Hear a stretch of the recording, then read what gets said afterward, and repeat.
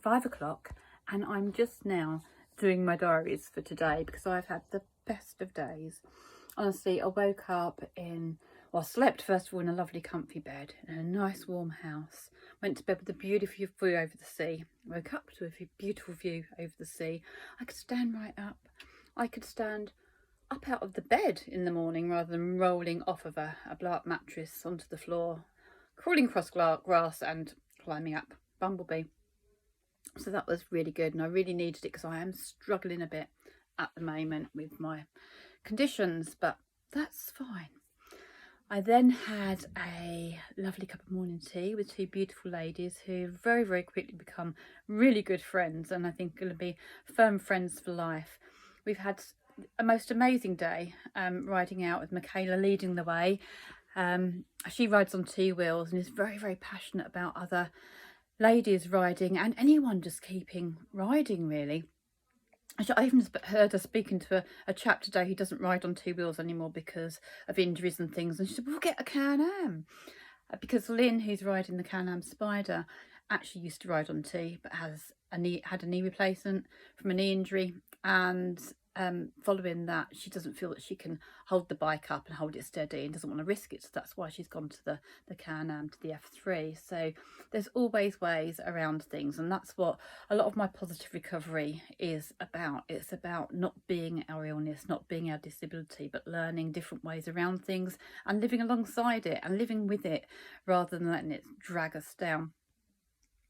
Anyway, we got to a garage to get some petrol, and first off we met some great guys from Ipswich, not far from me, so we had a bit of a banter and a bit of a chat with them, which was good fun. And I was telling them a bit about what I was doing, talking about the Can-Ams obviously and about my charity, and they wanted to know a little bit more. Now, I did get some Can-Am Girl UK cards made up for, well, last year really, I think, with my Instagram details on, so that people could go on there, look at the YouTube links and look at the Maggies charity. But they got absolutely drenched when I got absolutely drenched the other week. I think it was last week. So I've had to throw them all away, and so I've then stood there telling people who I am and having to spell it out, because Can-Am in America is well known, but over here people were like, what's Can-Am, you know, in the UK and in Ireland, because it's not that common. So I've been spelling it out, telling them who I am. Yesterday, as I was riding behind Lynn, I was thinking, oh yeah, the F3 does look comfy. And the F3 is something that Andy and I had spoken about, that if I started getting difficulties with the Ryker, because it's a lot heavier to ride, the F3 has power steering, it's smoother, it's comfier seats, it's sort of, yeah, a real upgrade really. And that's something that if I can't continue with the Ryker, because I love the Ryker because it's fun, but if it's given me too much jip, then I might upgrade, and that's what we'd always talked about. And yesterday I was riding along thinking, yeah, but if I do that, I've got to then sell my Ryker, and because I've got a personalised bonnet on it, I don't know if no one could take that on, because I'd want to keep my Can-Am Girl UK Insta and signature, and that's sprayed on my bonnet. And I suddenly thought, Karina, all you've got to do is get people to take a picture of your bonnet, and then they'll have your Instagram thing. I'd totally even forgotten that it was on there until I was having this thinking process yesterday. So today, when we're talking to these guys, I said to them, well, if you want, I said, if you take a photo, then you'll have my Can-Am Instagram, and I've already done it. So it took him 2 seconds to see something and figure something that I'd forgotten even was there for the last few weeks. So there you go. But that's just me, isn't it? Anyway, great day. We've been riding out. I've had to make some notes, but I haven't got my glasses on because it was brilliant for me. I haven't really had to wear my broken glasses all day because I haven't needed to look at my sat-nav. I've just literally sat back and followed. I've struggled a bit this afternoon, but Lynn and Michaela were awesome, amazing, helped me. Left my key on my bike one time, left me phone on the bike another time, kept dropping me gloves and everything, but they've really helped me, and it's nice to be, you know, I didn't feel embarrassed, I didn't feel, they're just so kind, so genuine and so lovely, so it's been really good. We're back now, going to go and get something to eat. I'm in 2 minds whether to actually just have a little sleep for half an hour, whether that's going to make it worse, or have a little Himalayan salt bath.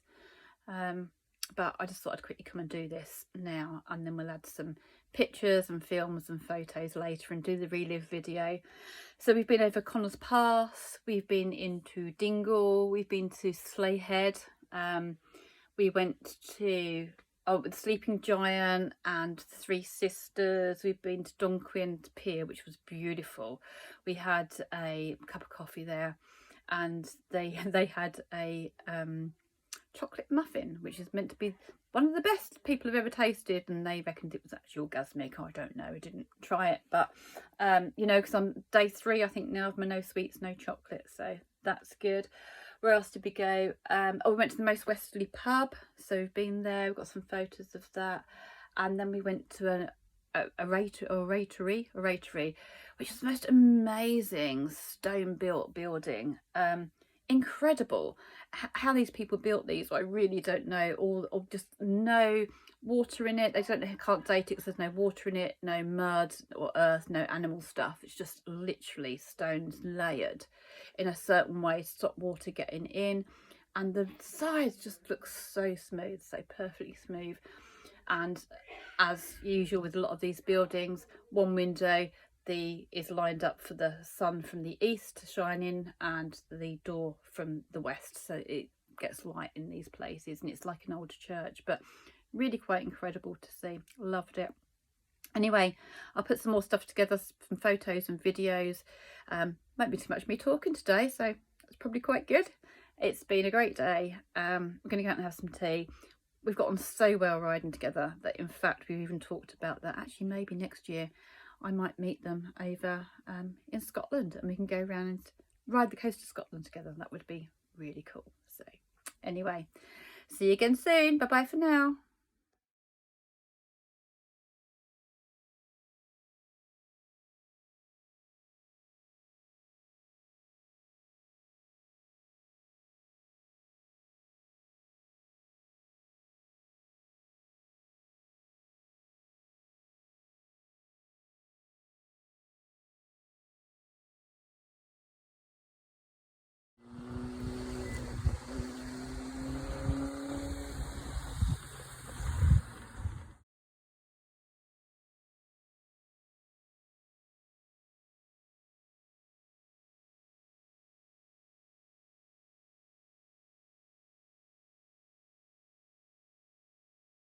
We just stopped for lunch at Harrington's family restaurant in Dingle, and the lovely lady's heard what I'm doing, and she's given me €100 towards my charity. So thank you. Is it Eileen, did you say? Yeah. Thank you, Eileen. That's amazing. Thank you so much.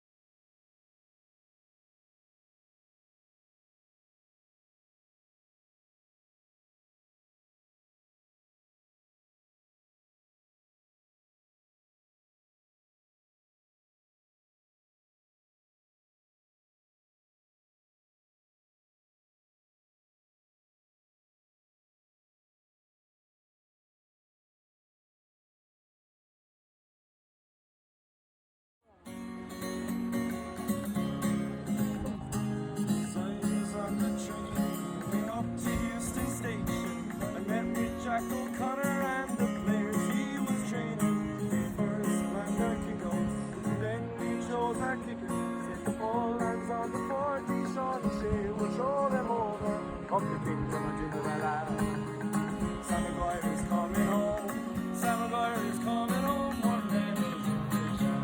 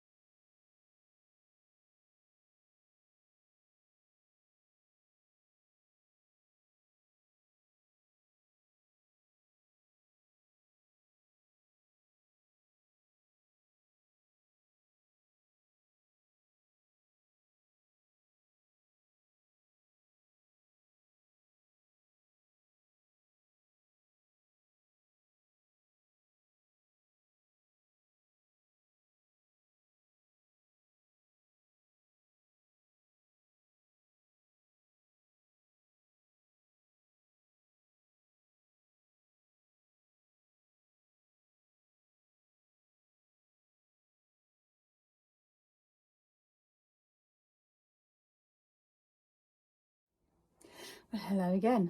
Thought I'd just better explain some of the stuff in there. So there was a guy playing the guitar at Don Quinn, and he was like on a ledge. So he was below us and way above the path below, and I'm thinking, that's a funny place to go busking. How are people going to give me the money? And then I realised that the bloke standing next to us was recording and taking photos and that, so that was quite cool. Anyway, we got talking to him, and his name, I've got to put my glasses on, not like, is Killian Hickey 4 on Instagram. And he's a really nice guy, and actually they're both teachers. He's training teachers. He's training to be a primary school teacher, and his friend a senior school teacher. So good luck, guys, good career, good job. But thank you for entertaining us and making the view even more beautiful and scenic and melodic today. It was really, really cool. The other thing is the dolphin that we're sitting on was down at Dingle, and his name was, or is Fungi, and he used to be swimming in the bay there and was a big tourist attraction until COVID hit. And then he just kind of disappeared, and they kind of think maybe he just got lonely. I like to think that perhaps he got a mate. He wasn't washed up anywhere or anything, so hopefully he got a nice mate and he's gone off somewhere to live a fun life. That's what I think anyway. We've just been out for dinner, really nice dinner at the South Pole pub in Anniskull. Put my glasses on, check I've got it right. Yeah, yeah, Anniskull. And that was actually the pub that was owned by Tom Cream. So he was an explorer, went on 3 expeditions, and came back safely eventually after being rescued on more than one, and set up a pub called the South Pole, which he ran with his wife, and there's big dedication to him there. And the pub was really lovely, really yummy goat's cheese salad, which was really nice. And then I wanted to see the sunset on the west coast, so I kind of managed to see some of it tonight, and rather madly, myself and Michaela had a little dip in the sea. Well, actually, she had a dip in the sea. She sat there quite nicely while I took photos, whereas my photos may look alright, but I was going, have you taken a photo yet? Fucking hurry up, I want to get out, I want to get out, I want to get out. So I think probably I was in there about 5 seconds, but hey, it was quite invigorating when I got out. But footage to follow. Night, night.